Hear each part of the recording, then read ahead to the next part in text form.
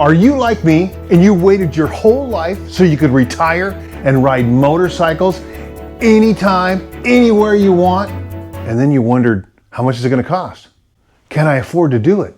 What kind of bike do I need? Well, I'll answer those questions and a few more in this episode of the Grand Shamrock Tour.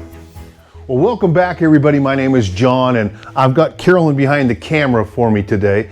And if you wouldn't mind, could you just take 1 second and like and subscribe to the Grand Shamrock Tour? We are so close to making a difference and I would love it if you were the one that took us over the top. Let me give you a little bit of background. I've been riding motorcycles for 52 years and I have owned or ridden just about every single brand from ATKs to Yamahas and pretty much everything in between, except Ducatis. Sorry, Ducati. So the purpose of this video is to give you some inspiration and maybe a little guidance on how you can do this. Well, it starts with balance. The most important thing, whether you're riding motorcycle or you're being retired, is you have to strike the balance. And for us, the balance is going to come down to a couple of factors. So the first thing about that balance that comes into play is cost. And if you're retired, like me, you may be on a fixed income. If you're a motorcyclist, you're probably broke. So I found that when you are trying to strike that balance, you have to know what this is going to cost. And that's going to be different for everybody. Now, remember when you were younger and you had to have the best bike and the nicest equipment and every single accessory? That was easy because you just went to work to pay for it all. When you're retired, you aren't going to be able to do those same things for the most part, but you're not going to need them. One thing I've discovered early in this journey is you don't wear stuff out as often. If it's comfortable and it fits, it's probably pretty good enough.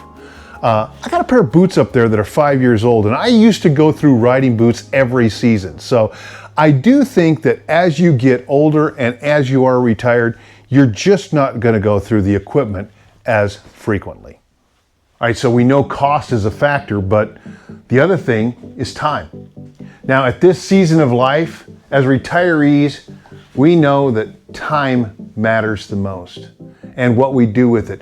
The days, they could be long, but the years are short. And so it's what we do with them. We want to take full advantage of the time we have left for rides. And that means you've got to get out and ride.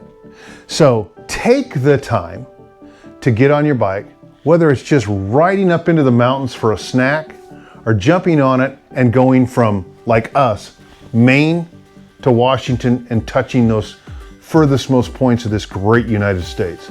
Take the time because time matters the most. All right, another part of that balance is what kind of bike do we need? What is going to be the best motorcycle in our retirement that's going to fit all those needs and tick those boxes? What's going to be the most affordable? What's going to be the most versatile? Well, obviously you can see I chose a Honda because when I was a kid, you met the nicest people on a Honda, and you still do.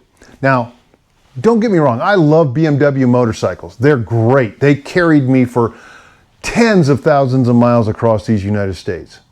But the nearest BMW dealership to me right now is 150 miles away. So I chose Honda because there's one right up the road. And affordability. This particular brand you cannot beat for a price point. This bike is under $10,000, brand new. And all of the maintenance can be performed by me, an average motorcycle enthusiast.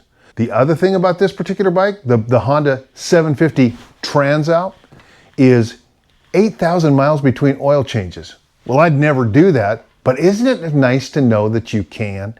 And everything is pretty affordable, whether it's the heated grips or some of the accessories you can buy.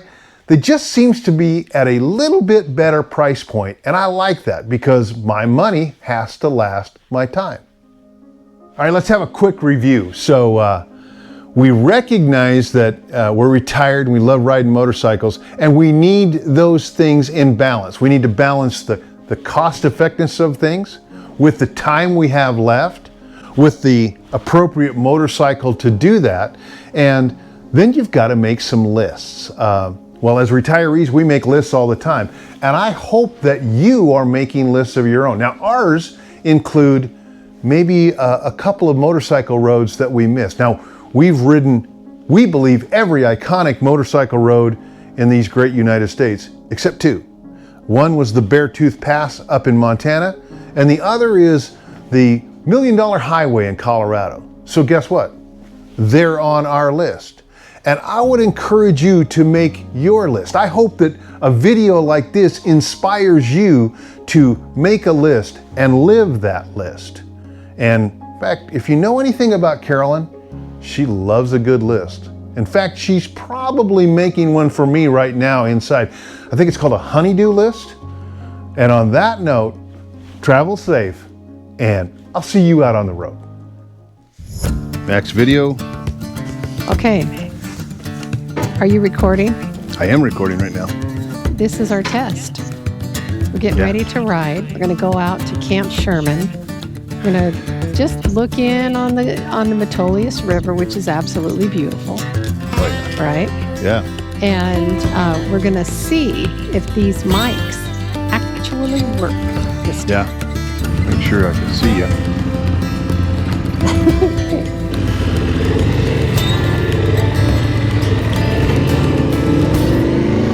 All right, so this is the test.